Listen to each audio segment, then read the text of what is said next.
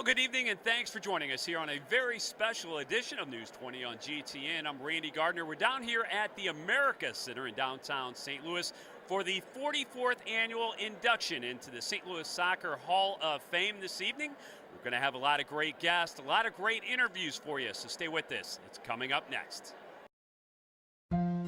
After a car accident, Linda Davis needed CPR. Bill Hamilton needed temporary shelter when a fire destroyed his home. During an operation, Haley Reynolds needed a blood transfusion. Excuse me, may I go into that room, please?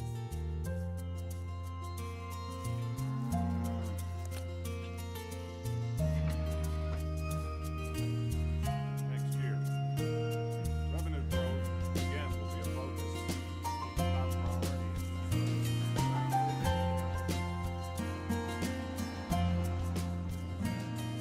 Thank you for giving me blood. Thank you for giving me shelter. Thank you for saving my life.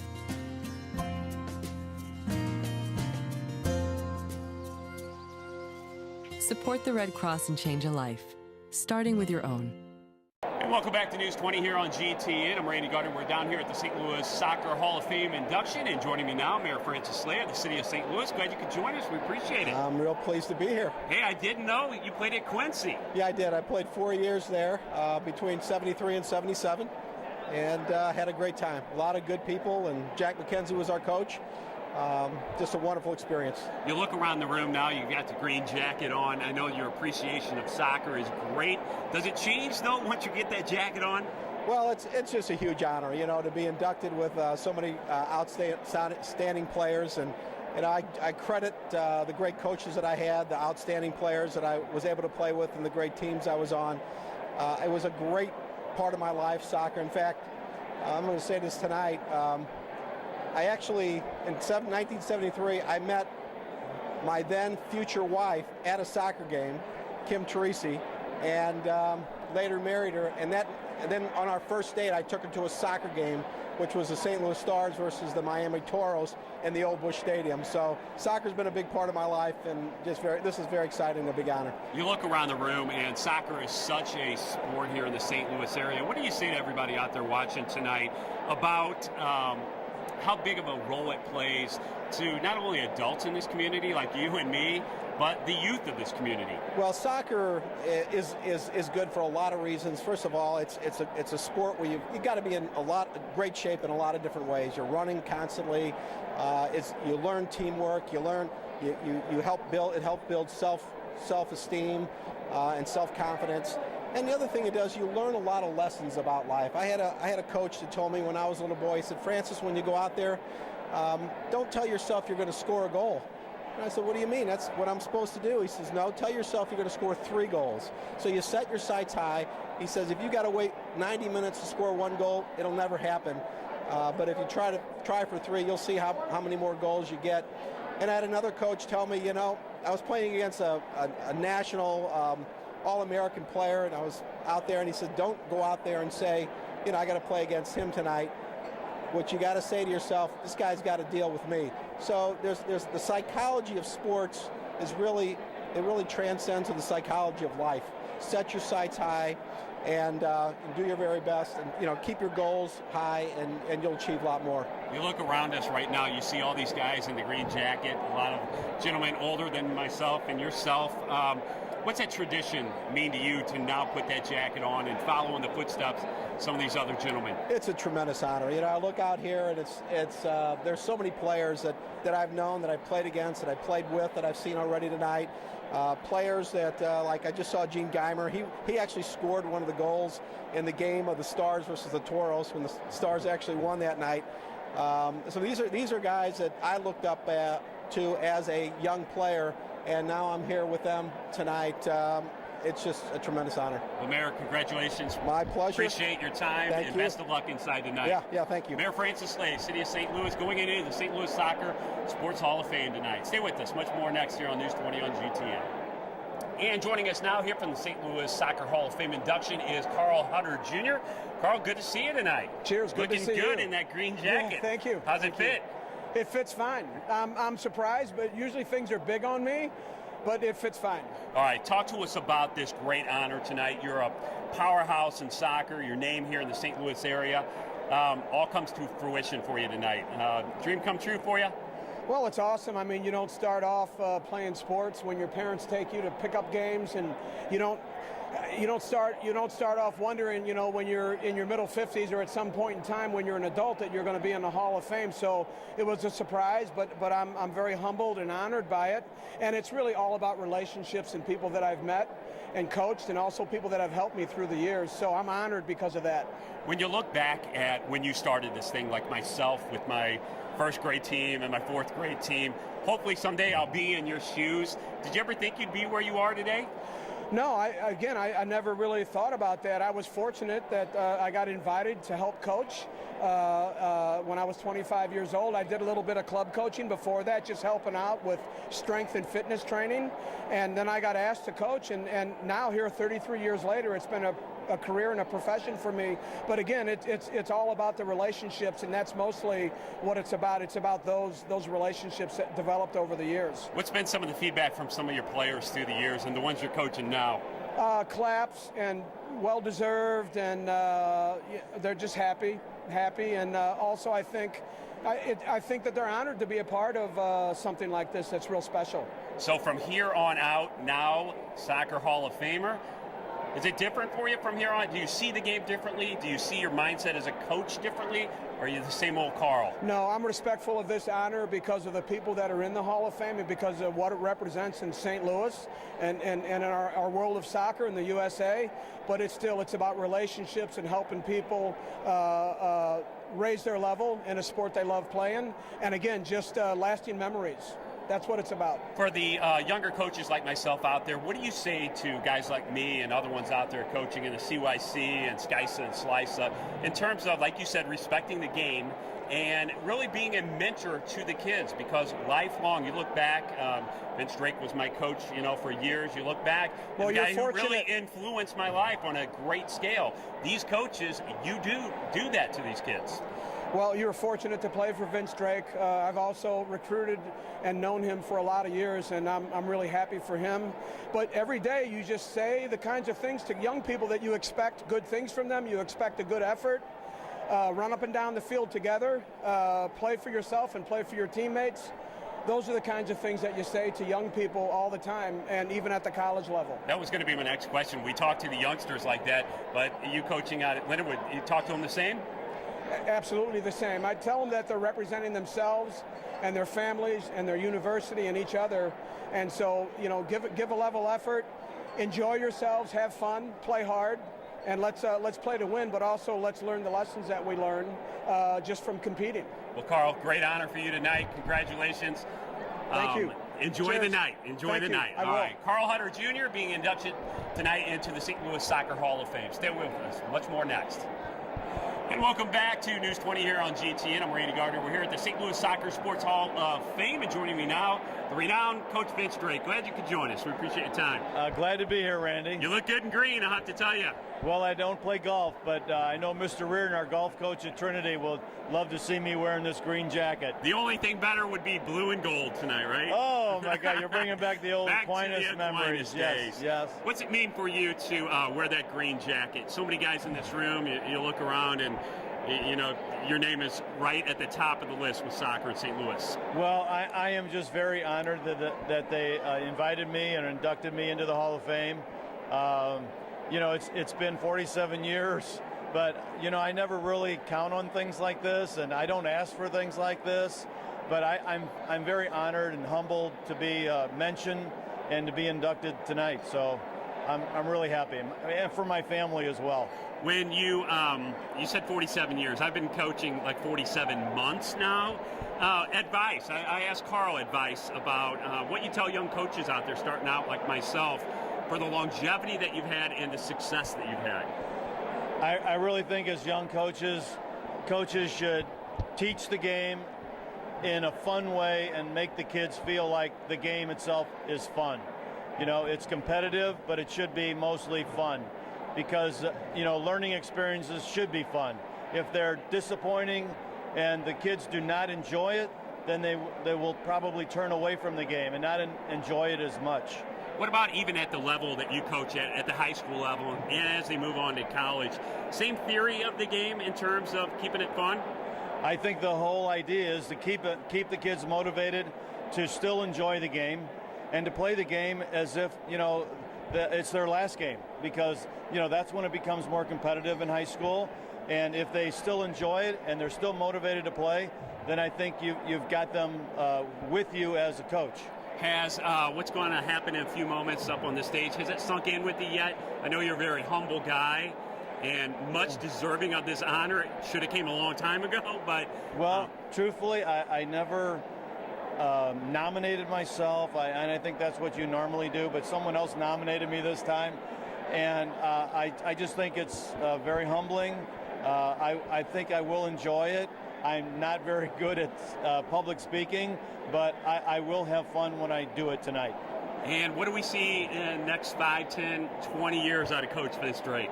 Oh, I will be enjoying being with my family, and I guess more or less being an assistant coach for someone, because I think it's time to pass the torch soon, and I think someone else needs to take it over from Vince Drake and enjoy the game as much as I enjoyed it. When you look back on your life, soccer is such a big part of it. Can you imagine a Vince Drake life without soccer? My wife Marianne and I were just talking about this morning, and she says, what decision would have been made had you not, decided to be a soccer coach or a soccer player? And I truthfully could not answer that question. It was like, well, I don't know. If I would not have met you, we wouldn't have this family. If a lot of big questions out there, but I really cannot remember, what turned me into soccer. I know playing for Dave Berwin, who's in the Soccer Hall of Fame, he was a big part of my coaching career, although he doesn't know it, but I will mention it tonight. And coaches like Harry Keogh and Bob Gelker, they influenced me as well. And my dad was really powerful as well. And last question for you tonight. Do you, as you're going through your coaching career, realize the impact that you have on players? Not only when they're playing, but as they grow up, like myself now, to look back and as I teach my kids and keep in the back of the mind the impact you had on me in my life, that I'm maybe having somewhat of that impact on them. Did you realize that was happening while you were doing it? At the time, no. But now that I look back on those situations, I think, well, maybe those kids who I coach are making an impact on their kids. And I think in turn, I probably had an impact on them, you included. Sounds good. Coach, best of luck tonight. I know you got, show me what you got here. Thank you. I got a red card from one of the referees who referees some of our games, and he gave me my second red card in 47 years. Yeah, and you know what? I find that hard to believe. Only your second one. The first one happened when I was a senior back in '85. And yeah, I was told to shut up. And normally, if I listen well, but I do really feel like I can work referees, but I do it in a nice way. I think I do. I know. I was nominated by a referee, so I guess I'm doing something right. Great job. Once again, Coach Vince Drake being inducted in the St. Louis Sports Soccer Hall of Fame tonight. Stay with us. Much more next year on News 20. And welcome back to News 20 on GTN down at the St. Louis Soccer Sports Hall of Fame induction dinner. And joining me now, Michael Mara. Glad you could join us. We appreciate it. Well, thanks, Randy. It's I'll good tell you to what, see you look good and green. How about that? I feel like St. Patty's Day all over today. What's it mean to put that green jacket on tonight? I'm very honored. I've had a very blessed career. Great coaches, great players, that have complimented me along the way, and I give credit to them for me being here today. So very, very supportive of soccer in St. Louis. It's been very great to myself and my family, and it's a wonderful sport, and I really enjoyed it.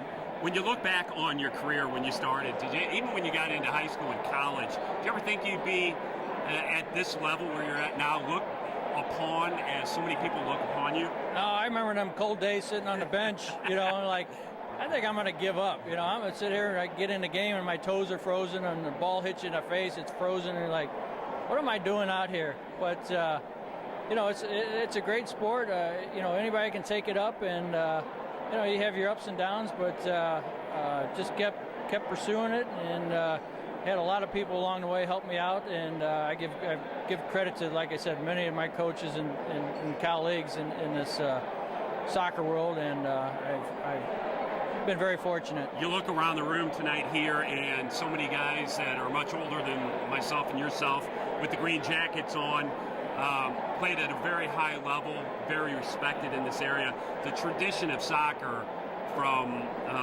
my age all the way up to some of the guys, like I mentioned, in these green jackets, unbelievable. Oh, I can't say enough. Harry Keir was one of my coaches. Pete Sorber at Florissant Valley, and Al Trost. Al played for the World Cup team. I remember him defending against Pele at Busch Stadium, some years ago. So to try to play at that level, I think that's what the incentive was, to try to be some type of caliber player as they were, and those are the type of coaches and people to help me along the way. Everybody we had over, Coach Drake, Mayor Slay, Carl Hutter, they all talked about the soccer just kind of running through your blood. Once you are part of it, you can't get it out of your body. Can you imagine your life without soccer being a part of it? No, I really couldn't, and I wish I was even more part of it now with the fields and the technology, and we'd play on fields after a football game, ruts in the middle. You didn't care where you played it. And if you played in a game and it had soccer nets, you thought, man, I'm playing a World Cup game. We got soccer nets today. So it's come a long way, but I think it's up to us. We had a great opportunity, and now it's up to us to make even better opportunities for the younger kids coming up and playing the sport. And it's grown not only in the men's world, but the women. Look at our women in soccer. I mean, they're top in the world. So many opportunities for young kids to enjoy the sport. What is amazing, you can go out to any field anywhere in the area, and these kids, even at 10, 11, 12 years old, are playing at a caliber that I don't remember playing at that little. No, they're so much bigger and stronger. And it's not about size in soccer. You can be any size in soccer. It's just it's a great opportunity. You can pick it up in the gym. You can knock it against the wall in the basement, against the garage, wherever. It's a sport that anybody can really compete in. What would you say to the youngsters out there, Mike, about keeping the aspect of fun in the game? Every person I've had up here talked about that is such a big aspect. And right now, parents and coaches are pushing these kids so hard. It's almost like a little mini business for them to raise their kids up through the ranks. Yeah. Kids are getting burned out early, and it's no fun anymore for them. Yeah, and that's one of the reasons I'd like coaching, not only to give back to what I got, but holidays were holidays, and if somebody wanted to play for another team and play in a tournament or whatever, I entertain that. But I think this day and age, I think the parent is the one really wanting to play the game, and they're trying to make the kids play the game for them, and I think they just let them relax, let them play, and we've gotten so competitive, especially before high school. That's the opportunity. Let them play another sport, or let them do other activities, and go on vacation if you have to go on vacation. So I think we've driven this thing a little bit too much, and they do get burnt out. I've seen that time and time again. That every weekend it's a championship tournament game, and so really kids don't feel what is a championship game. So too much pressure on these kids too early. A lot of pressure on them. Yeah. And as you walk up to the stage tonight, I know it's about time to go in right now. You walk up there and you stand in front of the group. It's going to really sink in what you're doing. Well, I think so. I've been coming to this since the late 70s. My great uncle Joel was inducted into the Hall of Fame. And just to see the great players that have come through here, not only players, coaches, and those who have helped the game, are awarded for their greatness for the sport. But it's a sport that I wish I could play it still at the level that I played it. You're in great shape. What are you talking about? Well, there's outside is a little bit different than the inside, but no, I'm just thankful. I've had a great opportunity. I've had great people amongst me, and I look forward to the next generation. And next goal is, hey, let's work with the powers to be to try to get an MLS team here in St. Louis in the near future. So sounds good, Mike. Yeah. Appreciate it very much. Like I said, you look great in green. Hey, thanks, Randy. Enjoy the night. Enjoy. Happy St. Patrick's Day Yeah, today. you right? too. Stay with us. Much more next here on News 20. After a car accident, Linda Davis needed CPR. Bill Hamilton needed temporary shelter when a fire destroyed his home. During an operation, Haley Reynolds needed a blood transfusion. Excuse me, may I go into that room, please?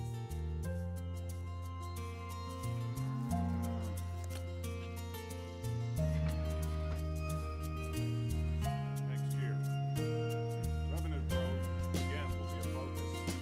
Top priority.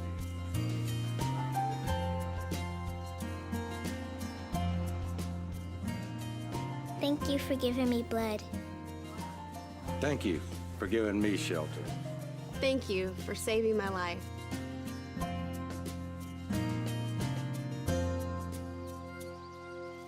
Support the Red Cross and change a life, starting with your own. And welcome back to News 20 on GTN. We hope you enjoyed the special induction ceremony here on News 20, the 44th annual induction ceremony of the St. Louis Sports Soccer Hall of Fame. Have a great evening. We'll see you tomorrow night.